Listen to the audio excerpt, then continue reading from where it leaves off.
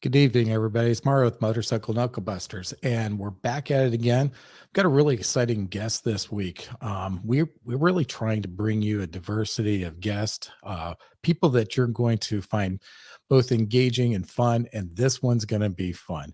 He's getting ready to go. Well, he is on tour, so he's doing his "Stupid Gets Tired" tour. Don't get stupid, excuse me, tour.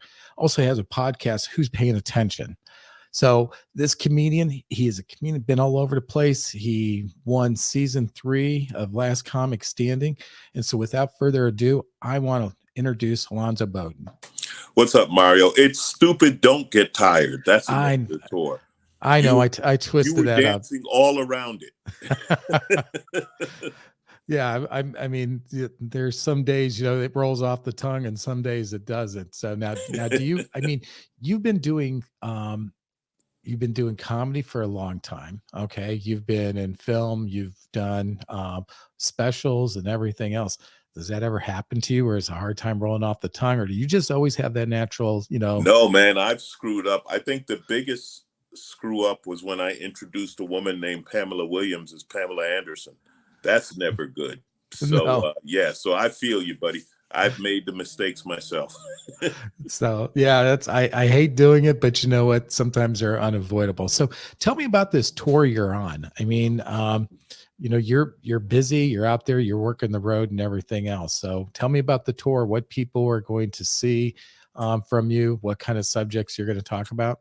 Well, I mean, I'm talking about everything. When I say stupid, don't get tired, all you got to do is leave your house and you run into it, right? So I'm talking about anything from being at an automated, like here's one that bugs me. The cashless businesses. I get it when your business is cashless, but guess what? If you have a cashless business and the internet is down, you either have a cash business or I steal your products, one or the other. So Right. I talk about that, and obviously that's the day-to-day stuff. And then we got some big stuff going on in our society. I talk a little about our division, our national division over the pandemic. But I love that we have somehow decided that 100,000 followers is the equivalent to a doctorate degree. Like, no, I'm going to go with scientists and doctors. Congratulations on your social media. So I talk about things like that. It's fun and funny. The response has been great. Well, I think one thing that's kind of unique in checking out your comedy, having seen it through the years and stuff, is that so many comedians and people in general are shying away from the subjects that you take head on, and you're not bashful about it. You take it head on. You still, you're able to poke fun at the way we perceive the world sometimes and what we've constructed in this society. Yeah, I love doing topical things, social issues, political issues, etc. That happened, I'm going to say about 15 years ago, when I realized I started finding the world funnier than I found my life. So I started talking more about the world.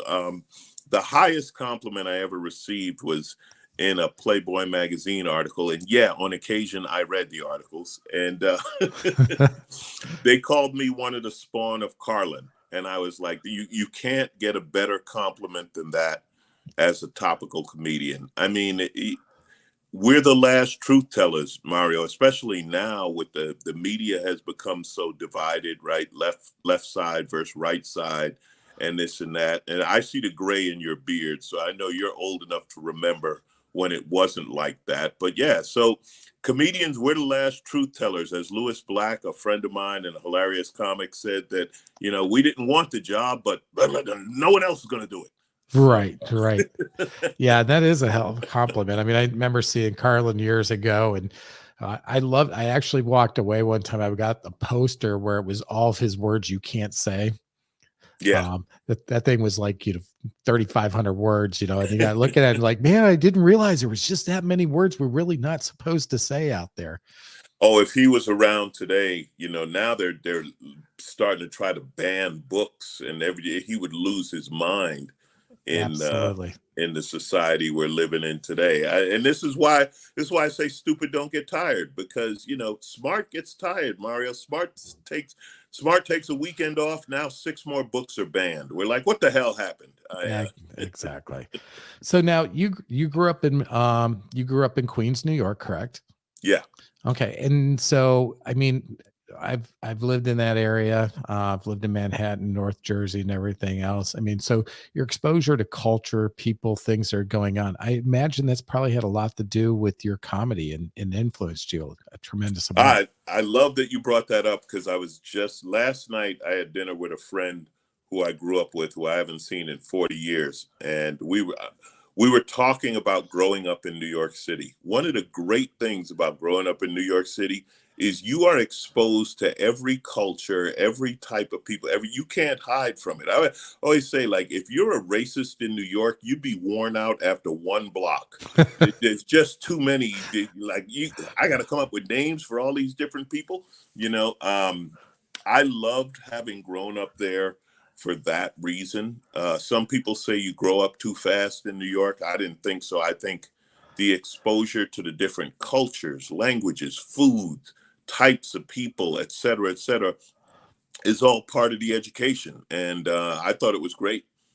Yeah, it's definitely one of those international crossroads where you're going to see all corners of this world represented, and that's one thing I loved about New York. I mean, and I always look forward to getting back there. It's been a little bit of time, but we'll make sure we do that soon. So I'd love some of the subjects I've seen when you're doing your comedy. There was one in particular, and maybe you could talk about that a little bit. You talked about judging people, and so I think this is perfect. And you talked about credit score. So tell people about that. Well, we look for a bunch of ways to divide people, right? That's how we divide. And lately, sexual orientation has been this huge thing. Like, what are you? What are you, gay? Are you straight? Are you transgenders? Huge now. Are you queer? Are you lesbian? Are you bisexual? Listen, Mario, who you sleep with, that is your business. I'm not interested. If they said yes, go ahead. You want to give me some personal information to judge you on, Mario? What's your credit score? All right, because Right. I'm gonna tell you right now, I will take a flaming gay 720 over the manliest 580 in the world. I'm just saying. I got enough broke people in my life, Mario. Absolutely. That really struck a chord with me. And I think that's something that, you're right. People in this world, they always find ways to try to divide you, and I think we need to be finding ways, to unite us. But if you're going to divide somebody and you want to weed out the bad ones, credit score can definitely be a great indicator for that. So let's talk about another thing that I liked. You talked about strong women, and I love the way you talked about strong women. And we have a lot of strong women out there in the motorcycle world, as you well know. Let's talk about them. Well, I have to say, when you talk about women and motorcycles, I love women who ride. I love women who ride, their own bikes as opposed to being on the back of a guy's bike. And yeah, they are strong, and they're strong in the sense of I'm not necessarily saying physically strong. They're strong in the sense of doing things on their own and something they may have been told they can't do or they shouldn't do. But I like physically strong women too, Mario, because I get on planes and listen. If you can't lift that bag into the overhead yourself, you probably shouldn't have packed it. Now, you're wearing yoga pants, so go ahead and lift with the legs. I know you work out. You can do it. Yeah. We've both done enough flying where we see them get that overhead, and you see them start teetering back and about to collapse, and somebody's got to jump up and finish the delivery in the overhead bin there. So, well, here's the thing about jokes like that now, Mario. Now I have to add the disclaimer. I'm just kidding. I will actually help you with your bag in the overhead. Otherwise, I'm the worst there is. And well, I've been trying to get canceled, but I haven't had any luck because there's no better press than being canceled. So perhaps if I can get some publicity for not lifting a woman's bag into the overhead, I'll take it. absolutely. So tell me now, we're on this podcast, but now you got your podcast. Who's paying attention? So tell me tell me about that podcast. So where that started and where that comes from is what we were talking about initially, the media. They have historically been the fourth estate, right? And it was the media that kept an eye on the politicians and whatever, and they would keep an eye on both sides, and you could trust the news. We had things like I'm going to go as far back as Watergate and other scandals where it was the news that broke in. And like I say, there used to be a time when if 60 Minutes was at the front door, they would have that camera crew at the back door and try to catch you running away because the media stayed on top of it. And then they just dropped the ball. And the media has now become a for-profit enterprise. I mean, there are still good reporters and stuff, but who's paying attention? Who's watching this? Who's keeping an eye? The idiots are running the asylum now. So someone's got to pay attention. Someone's got to watch it. So a lot of my podcast is my take on stories in the news, and it might be funny. Sometimes it's serious. And it is my take. I do interviews also. I talk to other people, other comedians and other people who have an opinion for various reasons. But the core of the podcast is the fact, like we were talking about, that the media has dropped the ball. So we comedians are going to talk about it. I mean, obviously now the pinnacle would be the Daily Show, right? Which with Jon Stewart before and Trevor Noah now. They say more people go to the Daily Show for news than go to the news because they know that comedians, listen, we're not too crazy about either side. So we'll hit either one. Well, I think that's the best part about it is you'll poke fun at everybody and you'll expose the hypocrisy that can exist on both sides. And I think that's why, comedy is honest, and it's an honest look at ourselves. And sometimes we deny, the truths, and, you guys bring it about. So I want to talk about some of the other things. Now, obviously you won season 3 of Last Comic Standing. So tell us about that experience. That had to be, like a tremendous journey for you. It was phenomenal. Last Comic, I'll always describe it as my introduction to America, right? Because I was doing stand-up in prime time, and literally millions of people saw it, which when you think about it like that, it's mind-boggling, right? To think, oh, there might be 10 million people that laugh or don't laugh at this joke. So I would never look at it as that big, because then it's too much. It'll blow your mind. The eliminations for the show were on Wednesday, right? You get from the very first audition, you audition Tuesday afternoon, they invite you back Tuesday night, then Wednesday you find out who made it from the initial all the way to the finals. So I tell people, Mario, imagine having a job that every Tuesday someone's going to get fired. So my only goal was don't get fired. Every week, just don't get fired. Next thing you know, you're in the finals and like, hey, I didn't get fired. It was a good experience. I'm still friends with a lot of the comics that I did it with. We went through that. There's definitely emotional ups and downs when you do a show and then like, okay, now let's wait and see what America votes. Does America like you? Is a strange position to be in. Now, we did it before social media. Okay, we did it back we did it in the infancy. So I have to my thousands upon thousands of MySpace friends, I want to let you know that I'm still okay. I'm still here. So I love the judgment wasn't as instant as it is today with Twitter and Instagram and TikTok and everything. I mean, we're at a point now, like I did it before Facebook, and now if you mention Facebook, people are like, how old are you? Right. So now you won that season, but then you flipped the script and you were a judge for a while. So I tell became me about a judge, changing that perspective. a judge on season 5, which is the other side of the table. And that's when that was really, Mario, when I found out how big it was to win, because that's when I saw how many people tried out and tried to be on the show. When you're doing it, or at least for me, I was just thinking about me. I wasn't thinking about how many other people were trying. But when I was a judge and saw how many people tried to get on and competed on the show, I was like, wow, I beat a lot of people. When you're a judge, you find out that I'm going to say 80% of the people who came in weren't ready, and just, it wasn't going to happen. 10% were really good, but it was that final 10% that's really going to win. Those are the ones that it was really the most difficult to judge.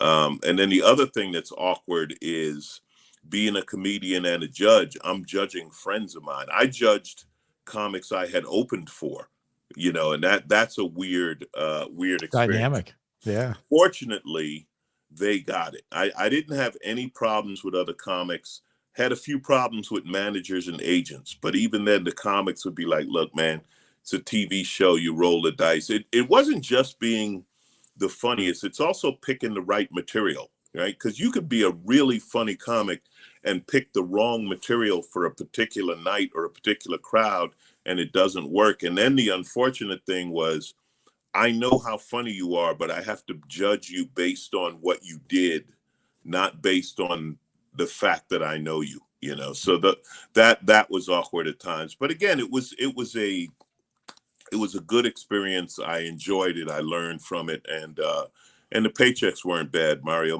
That's when I went from Japanese bikes to Italian. So that was I love that. Yeah, when you can step into the Italian bikes and stuff, that is always a good thing.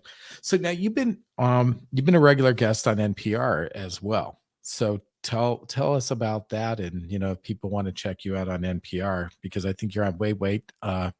Yeah, Tell Me. I am. I've been part of Wait, Don't Tell Me for about, I think it's been about 11 years now, coming up on 12 years. And I'll tell you, Mario, sometimes I talk about stupid, don't get tired. Sometimes ignorance is bliss, because the first time I was invited to do Wait, Don't Tell Me, I had never listened to it. I had no idea what it was. My agent told me it's a panel news show. They're going to ask you questions about the news. You got to be funny. I'm a news junkie. I'm thinking, oh, so this is all right. This is easy. I go on, I see the panel. I'm like, oh, all I got to do is be funnier than Tom Bodden. I can handle that, right? Right. And I did the show, and it went great. And Peter Sagal, the host, he was like, man, that was a fantastic first show. We're glad to have you. We're going to use you as a panelist, et cetera, et cetera. And it wasn't until maybe my fifth or sixth time doing the show, there used to be a host named Carl Castle. An announcer, Carl Castle. And Carl was retiring, and they invited me to Carl's retirement party. And I was like, I can't make it. They said, oh, it's going to be in DC, this and that. I find out that, oh yeah, Tom Hanks was there. Katie Couric was there. President Obama sent a video. I'm like, how big is this show? Who the hell is this? And that's when I found out, oh, 5 million people a week listen to Wait, Don't Tell Me. And it's a podcast that's huge and international. I was like, because had I known that going in, I might have been nervous. Right. So it's good that I didn't know that this is one of NPR's big shows. Now, besides the radio show, we're doing the Wait stand-up tour. There are so many comedians who are panelists now, me, Maz Jobrani, Tom Papa, Maeve Higgins, and the list goes on and on, that we're doing live stand-up shows in various cities, unedited, uncensored, just kind of a Wait live. We're not constrained by the radio broadcast or by the questions being asked. We can talk about whatever, and we've been having a lot of fun doing those shows. Well, I got to tell you, that's probably my favorite show on PBS. So when I can listen to PBS and I catch that, and it's really interesting in the fact that Cody reached out to your people to get you on here, and I wasn't going to be honest, I wasn't that familiar with you. I didn't think, and then all of a sudden I'm looking, and I'm like, well, yeah, I know you from here, and I know you from here, and I know you from here, and you've done a lot of film as well. And you're actually in a movie I absolutely love, and that's called Bringing Down the House. And so when I saw that, I didn't put two and two together. Now, I believe, weren't you, when Steve Martin arrives at the house and he's wanting to get in, and the pool party, all that's going on, didn't you stop him at the door and say, Mario, my film career has been security guard all over the place, security guard to the stars, bouncer at clubs, stuff like that. So you're right. In that one, I was a security guy who had to keep Steve Martin from going into the backyard of his own house because, you know, Queen Latifah's throwing a house party at Steve Martin's house. That movie was super fun to do. It was my first big feature film. And I'll tell you a quick story about meeting Steve Martin, which initially very intimidating because we're standing there. We're the scene. We're blocking the door, myself and a background extra. And Steve Martin walks up with the director, and the extra said, "Wow, it's Steve Martin." And Steve just looked up and said, "I'm acting." And I was like, whoa, like he takes this seriously. Don't talk to him, whatever. So later on, it's lunch or whatever it is. And one of his assistants says, "Hey, you're a stand-up. Steve likes comics. You should say hello." So I go over to meet him. And he's like, "Oh, you're a comic. What's your opening line?" I said, "It changes every show. Depends on, you know, what city, what situation." He was like, "Oh, that's great." And I said, "You were like the biggest stand-up comic in the world. You were the man and you just stopped." I said, "Do you ever miss it?" And he says, "Well, you know, every now and then I host things. I tell a few jokes." And I was like, "Oh, like what do you host?" And he looks at me, he says, "The Oscars." And I said to him right away, I said, "Who books that?" And he just cracked up laughing. And we, you know, it was very cool after that. So nice guy. And yeah, I've been lucky enough to meet some huge stars in the business. And then I met Dana, aka Queen Latifah, who also rides. She's a motorcycle rider. We're talking about women who ride. She rides. Oh, well, you're going to reach out to her, right? So we can get her on the show, huh? Absolutely. Absolutely. In between episodes of The Equalizer, I'm sure she'll drop in. Yeah. She's a busy lady, man. You know, she's done fantastic with her career. So, talk about those, you know, acting credits and different things you've done. Any Well, like I stand out in said, I your did mind? that one. Ken Jeong is Dr. Ken is an old buddy of mine. I'm telling you, I played bouncers all over the place. I played a bouncer on his sitcom, Okay. the Dr. Ken show. I got to play Secret Service for Leslie Nielsen in Scary Movie 4, where he was doing George Bush teaching the kids, Right. uh, reading to the kids when they told him about 9/11. 9/11. And, you know, George Bush was like, huh, what? Needless to say, it was hilarious to do that with Leslie Nielsen. And, you know, I've done a few other shows where I play that role. My favorite thing about playing a bouncer, Mario, is there's a big club at the Wynn Hotel in Las Vegas. And you know how it is when you go to Vegas and there's a club, there's all these security guys Yep. outside and you got to wait in line. You got to be on the list. And I walked up to the guy and he's like, "You on the list?" And I looked at him. I said, "Man, I play you guys in movies." And he just started laughing and said, "Get your ass in there." So You know, and I love that because I think it really, and I want to bring this, bring back around to you. I mean, one thing I would say about your comedy is intelligent, it's raw, and you know, it's usually very, very clean. And I think a lot of people really respect that anymore because you're not getting down in the dirt with your verbiage and stuff like that. And you know, you're still able to deliver the goods. well, you know, people say that all the time, and I'll tell you why. Because I curse about as much as people do in ordinary life, so people don't really notice it. So yeah, I'll drop the occasional f bomb and this and that, and I will use language appropriately. You know, I say like right now we're in a period where we comics are being judged for things we say. And unfortunately, we're being judged for things we said 15 or 20 years ago. And I promise you, I made jokes 20 years ago that I wouldn't make today, but they were hilarious 20 years ago. And the most important word in the English language that people seem to have lost track of is context. And you can use any word or any language in the proper context especially when you're at a comedy club and you're being funny or attempting to be funny. And it's really ridiculous how we as comics lately we've been held to a higher standard than politicians. And Mario, they're lowlifes. We are not as bad as them. All No, right, we I'm well can't aware be of judged. that. to be judged on that level just ain't right. So language is important, but sometimes people get too caught up. Like a great example is Richard Pryor, right? Who Richard Pryor cursed all the time, dropped Sure. N-bombs all the time, which again was in the vernacular back then, F-bombs, whatever. But if you were to go through and change the word, he grew up in a whorehouse. This was his language. That's the language he spoke. If you cleaned up every word, he would still be funny. Sure. See, that's what, and I don't know your rules on the podcast, so I don't know what you can say, but I'll just say that I was taught as a comic that F is never a punchline. You can use it for accentuation, but if that's what's funny, then the joke ain't funny. And I really appreciate and respect you saying that, because I think that there's so much truth in that. So let's talk about you. I mean, so you ride, you're also a car enthusiast. I mean, you've been on Jay Leno's show a couple of times and with him. So what do you ride? What kind of cars do you collect? Tell us about all that I'm good glad stuff. we got to this. I was like, is he going to ask me anything about motorcycles? I don't know.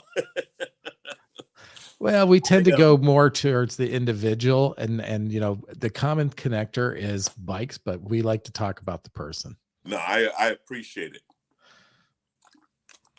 In my lifetime, Mario, I have ridden everything. I like all types of bikes. I'm not one of those people that, you got to have a Harley or you got to have a this or a that, whatever works for you. Right now, for some reason, I've been really into BMWs. I think it's because I'm tall, and as I get older, my knees get less flexible, and BMW makes big bikes, which work for me. So I have a Grand America, which is their 6-cylinder touring bike, which I absolutely love.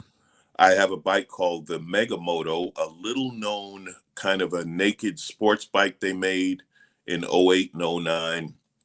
And I have an R18 Cruiser that's been converted into a bobber that I just absolutely love. Really cool bike, really fun.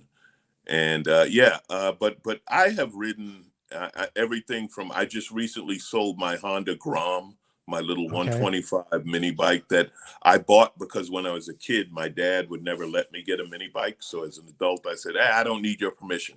Well, Honda Grom, and you're 6'4". That seems like that might be a comedy prop of some sort.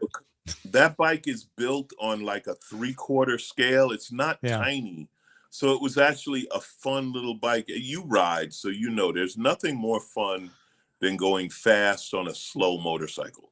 So when you have a miniature scale motorcycle that has a top speed about 50 miles an hour, but you're riding it at top speed all the time, that is super fun. Now I've had Ducatis that'll do 150 miles an hour, but you never get to use that performance, right? You get to use it on the track, but on the street, you don't really get to use it. So it's a lot of times it's fun to have that little slow bike and ride the hell out of it, Absolutely. I'm glad you said that. So R18 converted to bobbed out, huh? Yeah. I like that bike. So the R18 BMW 1800cc twin, opposed twin, a boxer. The bike people listening know what I'm talking about. I was kind of laughing because the first motorcycle I ever bought new was the CB900 Honda back in 1982. And I was like, wow, on the R18, each cylinder is 900 cc. So I've kind of progressed from that. But yeah, I love it. It's a big cruiser, and I like bikes that are unique and different. And not a lot of people are riding the R18s. So I like being the only one on the block, who has one. Well, and I think the thing, when people look at that motor, because the way it extends out from the bike and everything, but they don't realize that bike is so beautifully balanced. It rides wonderful. That bike rides great. All the weight is down low, so it handles well. And it's you feel it, it has a vibration to it. It has a soul, for lack of a better word, to it.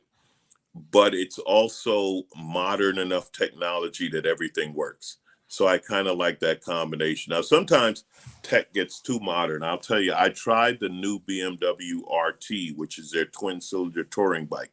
Yep. And it has this 10-inch screen, one of these TFT screens. And there's an app that connects the bike to your phone so you can look at the navigation.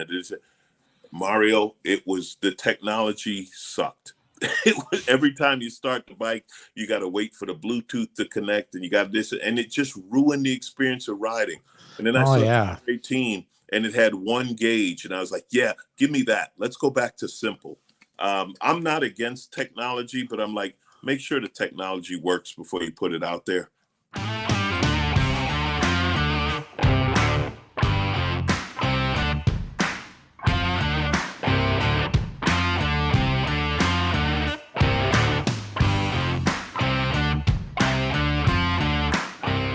Hey everybody, thank you so much for watching. I just want you to know, check out our merchandise store. You can support our show, go there, purchase some of the products and everything else, shirts, other things we're going to be adding that helps support our show and allows us to keep going and give you what you want. You can check us out on all the social media platforms, Facebook, iTunes, TikTok. Make sure that you like and subscribe to our channel. Make a comment about maybe some guests you'd like to see us have on in the future. Once again, thank you for watching.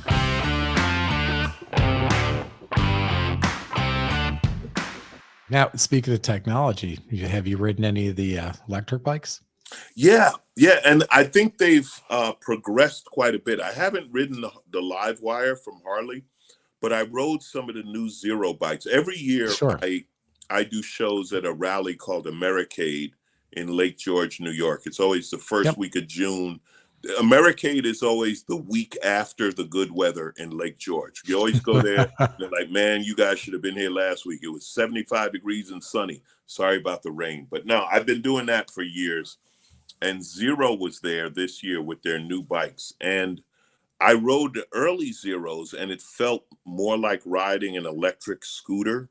Yes. And now they've engineered in a feel that it felt like I was riding a motorcycle. So I haven't gone electric yet, but I get it, and I think they've really improved. So there's I know the folks over at Zero real well. Energica and Lightning make some really, really fun ones. I'll tell you, if you ever get a chance, what you got to try riding is an Onyx. And it's not a motorcycle, it looks like a bike, but them things go 70 miles an hour. We went out one time, the guy that started the company, we went and got some burgers under the Bay Bridge. And then we went and ride in Pacific Heights and just shooting straight up those hills with no hesitation on a little bike. And you talk about going, maximum speed on something small, absolute blast. You would love it. And you'd fit that thing just fine. So you got to try that one. So if you ever want to get, if you're in San Francisco, I can definitely make that happen for you. Cool. Yeah, they're the wave of the future, and it's happening, and it is fun. I mean, the electric bikes are definitely fun. Like I say, I'll ride everything. I rode an Energica super bike, and that was fast. That you definitely have to get used to the instant acceleration of electric motors. Well, there's that, and there's no, you don't have the sound, you don't have the vibration, you don't have all those indicators, and you're not going through the gears. So it's the first time I rode a Lightning, their new super bike, I had no idea how fast I was going. I just went and did the course, and I came up to the turn, and I started back off, and I'm going 90 miles an hour. How fast was I going? Yeah, so I don't think the cops are going to buy that one. No, not at all. So I went back around, I waved, I just figured that was a hot lap, and I did it again. Now I'm not paying attention to everything else, and where I feel comfortable on the bike, and I'm looking at the gauge, and I hit 100 plus just like that. Just crazy. Yeah, the speed. acceleration is insane. Yeah, but a lot of fun. A lot of fun. So talk about, so I mentioned Leno. Tell me about those experiences with Leno, because now you got a comedian, you got somebody else that's into things you love as well, cars and motorcycles. I mean, that must have been a pretty cool experience. Jay is the coolest guy you can meet. He has the thing I love about Jay, and I've always loved about Jay, is he has no ego about being Jay Leno. Like Jay's the bike and car nut we would all be if we had unlimited money, which he seems to. Right. He always invites me on the show when he has some crazy bike idea. So like one time we were on I don't know if you're familiar with the Ural. It's Yes. the Yeah, those are sidecar awesome. bike, and they're From two-wheel Russia. drive. They're two-wheel drive, but there's no differential. The two rear wheels turn at the same speed, which means you cannot steer the bike when it's in two-wheel drive mode. It will simply plow forward with those wheels. So he's like, hey, let's get a couple of Urals, right? Big, heavy two-wheel drive sidecar bike and ride a motocross track. And it's like, yeah, Jay, why not? Let's do it. And the most recent episode I did, we had this bike from the CC Motorcycle Company, which is a coffee shop and bike hangout up in Portland. They built a bike with a sidecar was a grill, an actual, I think it's Traeger or whatever company, but it's a grill. We're riding around cooking cooking hamburgers while we ride the motorcycle. I'm at the light, jumping off, flipping a burger on the grill and going around. So I love doing Leno's Garage because I never know what he's going to call me to ride. I love that. That's such a cool experience. So we're gonna have to catch some of those episodes. So you're on tour now. Let's go back, talk a little bit more about the tour. If people want to find where you're going to be at, where's the best place for them to check that out? The best place, easiest place to find me is my website, alonzobodden.com. You can always just Google Comic Alonzo. You're either going to get me or Christella Alonzo. I'm the taller one. You'll be able to tell us apart. Okay. ZoFunny on Instagram, and now I'm on TikTok. Which, Mario, I was very hesitant to TikTok. I always felt I'm too old to be a TikToker. But this particular special on YouTube, Stupid Don't Get Tired, in the part of the way we released it was we cut it into clips, and they released clips on social media because now that's what everyone's watching, right? People aren't watching TV like they used to. Everyone's looking at social media.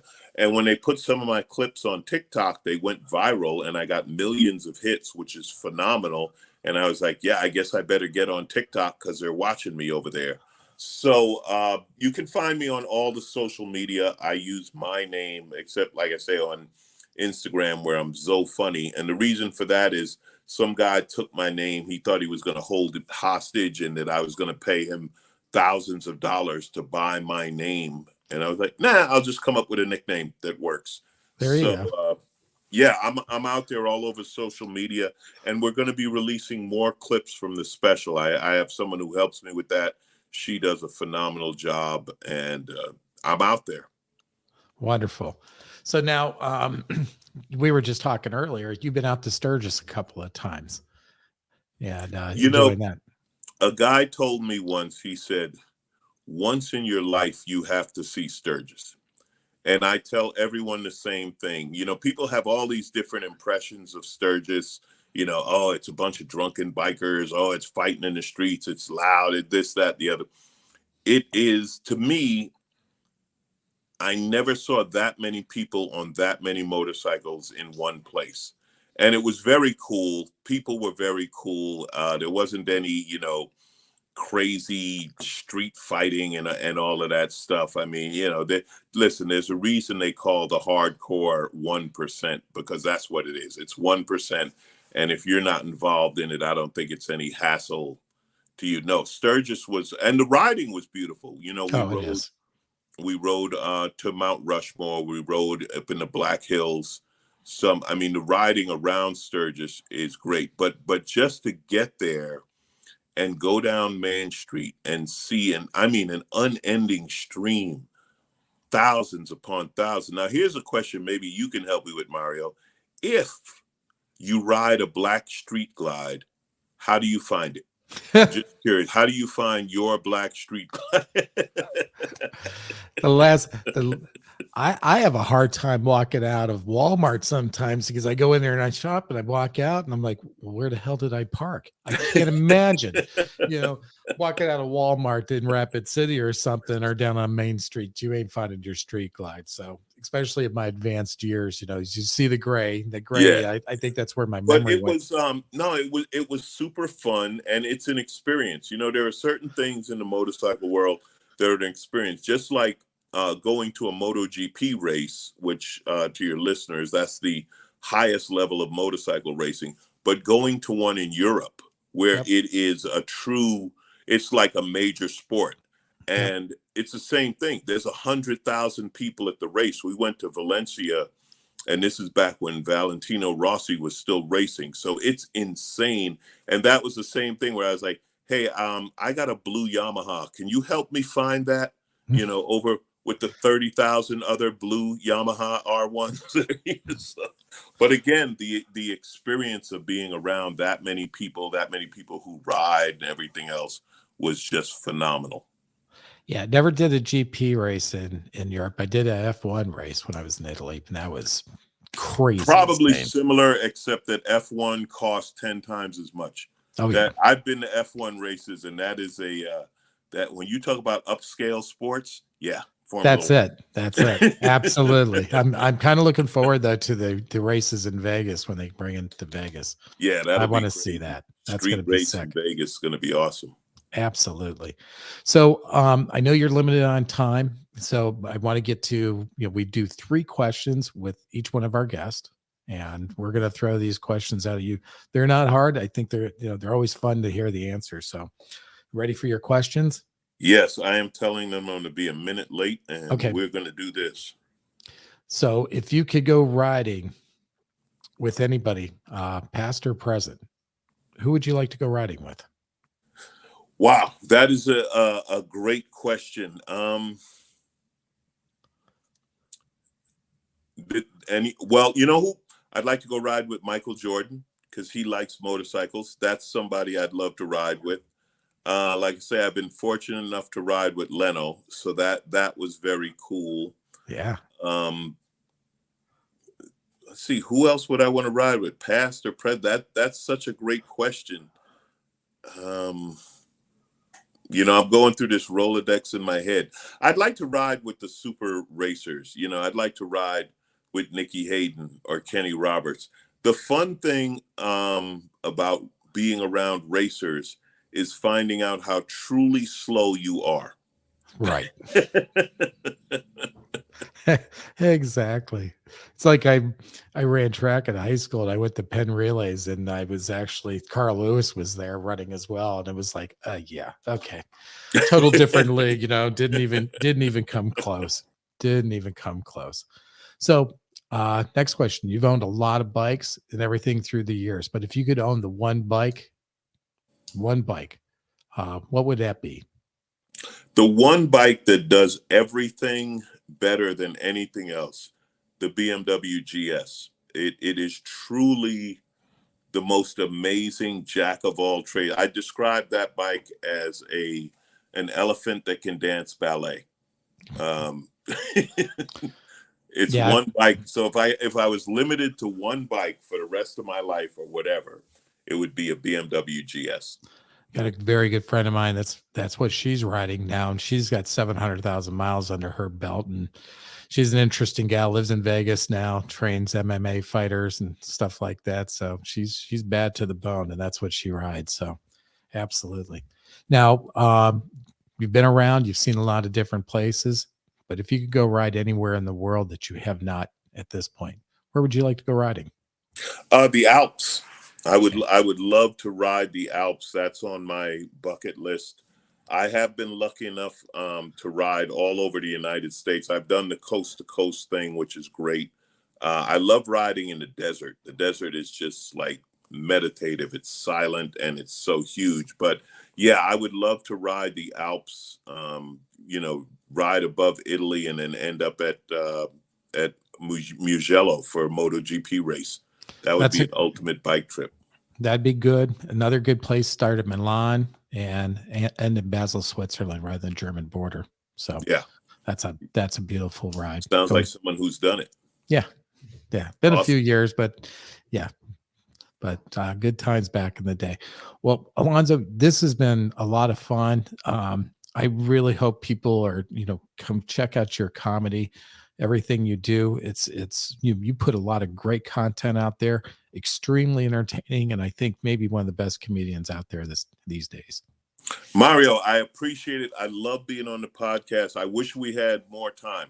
I could talk to you for hours. I appreciate your love of comedy and of motorcycles. And we got to cross paths somewhere at one of these events, one of these rides. So we will listen. I love my publicist, but I'm going to get your info from her. We're going to eliminate the middle person and connect. Sounds great. I'm looking forward to that because I know we can make some things happen. I've got some really big ideas that's coming to mind right now that we can do together. That'll be fun. Thank you. Thank you to all your listeners, your podcasts. And again, who's paying attention is mine. And we'll see you out there, man. Ride safe and have fun. Wonderful. Thank you, sir.